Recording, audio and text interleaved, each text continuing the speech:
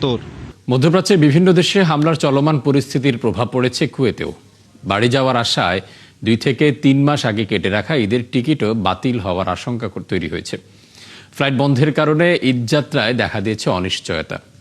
Kuwait থেকে সহকর্মী সাদেক রিপনের তথ্য ছবিতে বিস্তারিত।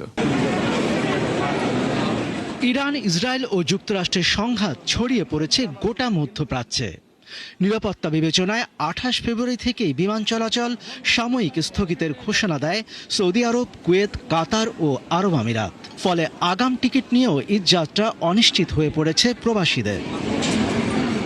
অনেক প্রবাসীরই পরিবার ও আত্মীয় স্বজন কুয়েতে অবস্থান করছেন পর্যটন ভিসায়।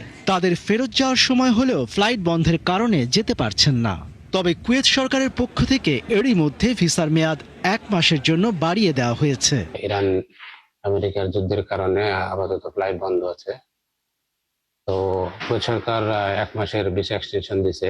কোনো পরিস্থিতি নেই যাওয়ার জন্য, কোনো ওয়ে নেই যাওয়ার জন্য। অনিশ্চয়তার মধ্যে পড়ে গেছি। সরকারের কাছে একটা আবেদন যে যদি স্বাভাবিক হয় তাহলে আমাদের একটু যেভাবে নেওয়ার ব্যবস্থা করে সরকার।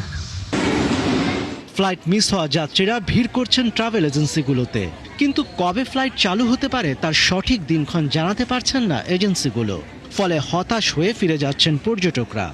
শিগগিরই ফ্লাইট চালু হবে জানিয়ে সবাইকে ধৈর্য ধরার পরামর্শ দিচ্ছে ট্রাভেল এজেন্সিগুলো। কোনো ধরনের ছাড় ছাড়াই টিকিটের তারিখ পরিবর্তন করতে পারবেন এবং ওই টিকিটেই দেশে যেতে পারবেন এবং আসতে পারবেন, এতে কোনো ধরনের সমস্যা হবে না। পরিস্থিতি স্বাভাবিক হলে ফ্লাইট পরিচালনার জন্য প্রস্তুত কুয়েত আন্তর্জাতিক বিমানবন্দর। কোনো ধরনের ফি ছাড়াই আগের টিকিটেই ভ্রমণ করা যাবে বলে জানিয়েছে এয়ারলাইন্সগুলো। মনিরুজ্জামান বাবু, ৭১। দর্শক, এই ছিল এখনকার আয়োজনে। বিশ্বের আরো নতুন কিছু খবর ও বিশ্লেষণ নিয়ে আগামীকাল সকাল 9:30টায় আবারও হাজির হবে বিশ্বযোগ। চোখ রাখুন ৭১-এর ফেসবুক পেজ এবং সাবস্ক্রাইব করুন ৭১ ইউটিউব চ্যানেল। থাকুন ৭১-এর সাথে।